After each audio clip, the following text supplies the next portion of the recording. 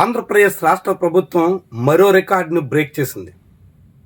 దేశంలో ఏ రాష్ట్ర ప్రభుత్వానికి సాధ్యం కానంత వేగంగా అప్పులు తీసుకొస్తూ కొత్త రికార్డులు సృష్టిస్తోంది.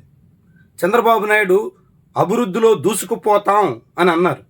నిజంగా ఆయన దూసుకుపోతోంది అప్పుల్లో అని తాజా లెక్కలు చాటుతున్నాయి. ఆర్బీఐ నుంచి తీసుకొస్తున్నటువంటి అప్పుల పరంపరే ఏపీకి చాలా పెద్ద భారంగా మారబోతోంది. 2024-25, 2025-26 రెండు ఆర్థిక సంవత్సరాల్లో కలిపి ఆంధ్రప్రదేశ్ రాష్ట్ర ప్రభుత్వం మొత్తం 1,75,000 కోట్ల రూపాయల వరకు అప్పులు తీసుకొచ్చేసింది. రెండు ఆర్థిక సంవత్సరాల్లో ఇంత పెద్ద మొత్తంలో అప్పులు చేయడం అంటే నా భూతో నా భవిష్యత్ అన్నట్టుగా కనిపిస్తుంది. అంటే ఎంత మొత్తంలో అప్పులు తీసుకొస్తున్నారో, ఏ రీతిన రికార్డుల పరంపర సాగిస్తున్నారో ఈ లెక్కలు మనకి చాటుతున్నాయి. జగన్మోహన్ రెడ్డి హయాంలో ప్రభుత్వం 3,39,000 కోట్ల రూపాయల అప్పు తీసుకొచ్చింది.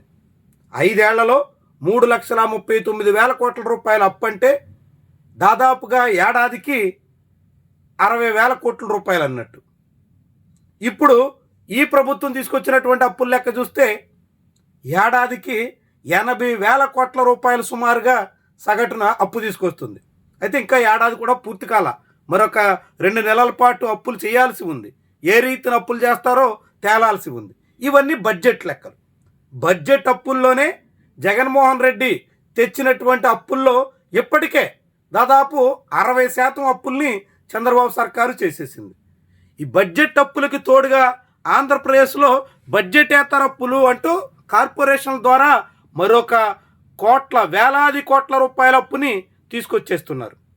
ఇది సుమారుగా 1,20,000 కోట్ల రూపాయల అప్పు ఉన్నట్టుగా కనిపిస్తుంది. అంటే 1,70,000 కోట్ల రూపాయలు పైబడి రెండు బడ్జెట్లలో, రెండు ఆర్థిక సంవత్సరాల్లో ఇప్పటి వరకు తీసుకొచ్చారు. అది కాకుండా బడ్జెటేతర అప్పు మరొక 1,20,000 కోట్ల రూపాయలు తీసుకొచ్చారు. వీటికి తోడుగా అమరావతి పేరుతో దాదాపు 47,000 కోట్ల రూపాయల అప్పు ఆంధ్రప్రదేశ్ నెత్తిన పెట్టారు. ఇట్లా తాజాగా ఆర్బీఐ నుంచి తీసుకొచ్చినటువంటి 6,500 కోట్ల మంగళవారం అప్పులతో కలిపితే ఆంధ్రప్రదేశ్ అప్పులు 3,00,000 కోట్ల రూపాయలకు చేరిపోయాయి అనే రీతిలో ఉండడం అంటే ఎంత మొత్తం అప్పులు అన్నట్టు ఆలోచించండి. 3,00,000 కోట్లు ఈరోజు మంగళవారం కాబట్టి ఈరోజు తీసుకొచ్చిన అప్పులు ఎంత అయ్యాయి అంటే ఆంధ్రప్రదేశ్ ఆర్బీఐ నుంచి చూడండి, 10 ఏళ్ల టెన్యూర్కి 1,000 కోట్లు, 14 ఏళ్ల టెన్యూర్కి 1,000 కోట్లు, 16 ఏళ్లకి 1,000 కోట్లు, 18 ఏళ్లకి 1,000 కోట్లు, 19 ఏళ్లకి 1,000 కోట్లు, 21 ఏళ్లకి 1,500 కోట్లు అప్పులు కూడా చూడండి. అప్పుల మీద వడ్డీ కూడా చాలా పెద్ద మొత్తంలో అన్నట్టు 7.59, 7.60, 7.64 ఇలా భారీగా వడ్డీలకు అప్పులు తీసుకొచ్చి ఈ కొత్త ఏడాది అప్పులతో ఈ మంగళవారం మొదలుపెట్టారు. ఈ 2026లో తొలి మంగళవారాన్ని చంద్రబాబు సర్కారు ఆర్బీఐ నుంచి 6,500 కోట్ల రూపాయల అప్పులతో బోణీ కొట్టింది అన్నట్టు. ఈ అప్పులతో కలిపితే 2025-26 ఆర్థిక సంవత్సరంలో చంద్రబాబు సర్కారు చేసినటువంటి అప్పులు బడ్జెట్లో వేసిన అంచనాలకు మించిపోయి ఉన్నాయి. బడ్జెట్లో ఏడాది మొత్తం 79,000 కోట్ల రూపాయలు అప్పులు తీసుకురావాలి అని లెక్కలేశారు. ఇప్పుడు దీంతో కలిపితే 82,000 కోట్ల రూపాయలకి చేరిపోతున్నాయి.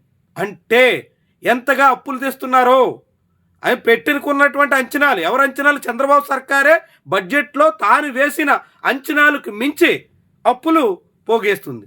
ఇట్లా అప్పుల పరంపరలో, అప్పులలో రికార్డులు సాధిస్తూ, అప్పుల అప్పారావు మాదిరిగా అప్పుల ఆంధ్రప్రదేశ్ అన్నట్టుగా మార్చేస్తూ ఎక్కడి దాకా తీసుకెళ్తారు?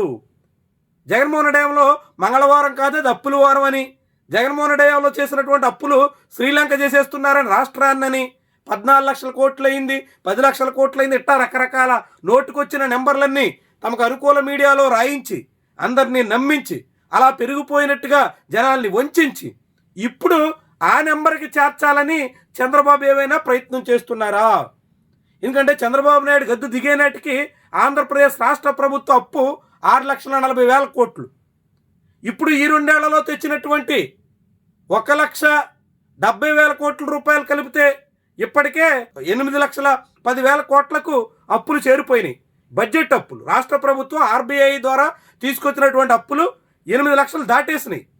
అంటే రాబోయే 3 ఏళ్లలో ఈ ప్రభుత్వం మరొక 3 లక్షల కోట్లు చేస్తే క్రమంగా 14 లక్షల కోట్లకి చేరువవ్వడానికి, అంటే జగన్మోహన్ రెడ్డి హయాంలో చంద్రబాబు చెప్పిన 14 లక్షల కోట్ల అప్పు ఇప్పుడు స్వయంగా చంద్రబాబు చేర్చే ప్రయత్నంలో ఉన్నారు. అంటే ముందే తాను 14 లక్షల కోట్లకు అప్పులు చేర్చాలని నిర్ణయం చేసుకుని అప్పుడు జగన్మోహన్ రెడ్డి హయాంలో అంత అప్పు అయిపోయిందన్నట్టుగా జనానికి చెప్పి ఇప్పుడు అంత పెద్ద మొత్తం అప్పులు చేసే దిశలో ఉన్నట్టుగా మనం అనుమానించాల్సి వస్తుంది. అందుకే ఇప్పుడు అప్పుల పరంపర అక్కడ వరకు సాగుతున్నట్టుగా భావించాల్సి ఉంటుంది.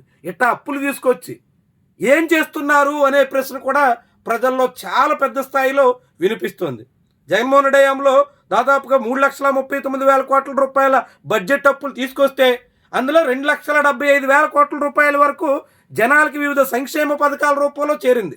2,79,000 కోట్లు అంటే 2,80,000 కోట్లు, 3,30,000 కోట్లకు గాను 3,30,000 కోట్ల రూపాయలు అప్పు తెచ్చి 2,75,000 కోట్లు జనానికి చేరిస్తే చంద్రబాబు నాయుడు తీసుకొచ్చిన ఈ 3,00,000 కోట్ల రూపాయల అప్పులో ప్రజలకు ఎంత చేరింది? జగన్మోహన్ రెడ్డి హయాంలో తీసుకొచ్చినటువంటి అప్పుల్లో దాదాపు 75% ప్రజలకి నేరుగా డైరెక్ట్ డీబీటీ పద్ధతిలో అందింది. దానివల్ల ప్రజల దగ్గర కొనుగోలు శక్తి పెరిగింది, దానివల్ల అమ్మకాలు పెరిగి జీఎస్టీలో ప్రభుత్వానికి రాబడి కూడా పెరిగింది. ఇప్పుడు చంద్రబాబు వచ్చిన తర్వాత 3,00,000 కోట్ల రూపాయల అప్పు అన్ని రకాలుగా కలిపి చేస్తే ఇందులో నేరుగా ప్రజలకు చేరింది ఎంతయ్యా అంటే అది ఉచిత బస్సు కావచ్చు, ఇతర అన్నీ కలిపి చూసినా 50,000 కోట్ల రూపాయలు దాటడం లేదు. అంటే ఏమవుతుంది మరి? ఎక్కడ పోతుంది? ఎలా ఎటు మళ్ళిస్తున్నారు? పోనీ పెన్షన్లు ఇచ్చాం, పెన్షన్ల ద్వారా ఇంకొక 50,000 కోట్ల రూపాయలు చేరింది అని చంద్రబాబు చెప్పినటువంటి లెక్కే వేసుకున్న 1,00,000 కోట్ల రూపాయలు మాత్రమే ప్రజలకు చేరింది. మరి మిగిలిన 2,00,000 కోట్లు ఏవైనా కొత్తగా ఆదాయం సమకూరిందా? ఏదైనా డెవలప్మెంట్ చేసి ఒక నిర్మాణం చేశారా? పోనీ ఏదైనా ఒక పబ్లిక్ సెక్టార్ ఇండస్ట్రీ తీసుకొచ్చారా? ఇలాంటి ప్రశ్నలు ఇప్పుడు ఉదయిస్తున్నాయి. అంటే ఒకవైపు ఏమో సంపద సృష్టి లేదు, రెండో వైపేమో రాష్ట్ర ప్రభుత్వం సొంత ఆదాయం పెంపుదల లేదు, మూడో వైపేమో అప్పులు మాత్రం పెరిగిపోతున్నాయి, ప్రజలకు నేరుగా డీబీటీ రూపంలో అందేది అంతంత మాత్రంగా మారిపోతుంది. అంటే ఆంధ్రప్రదేశ్లో ప్రభుత్వం తీసుకొస్తున్న అప్పులు ఏమవుతున్నాయి, ఎక్కడికి పోతున్నాయి అనే ప్రశ్న పబ్లిక్లో ఉదయించే అవకాశం పెరుగుతోంది. ఈ అప్పుల పరంపర మీద మీరేమంటారు? ఇలా అప్పులు పెంచుకుంటూ పోతే ఏపీ ఏమవుతుంది? మీ అభిప్రాయం కామెంట్ రూపంలో తెలియజేయండి.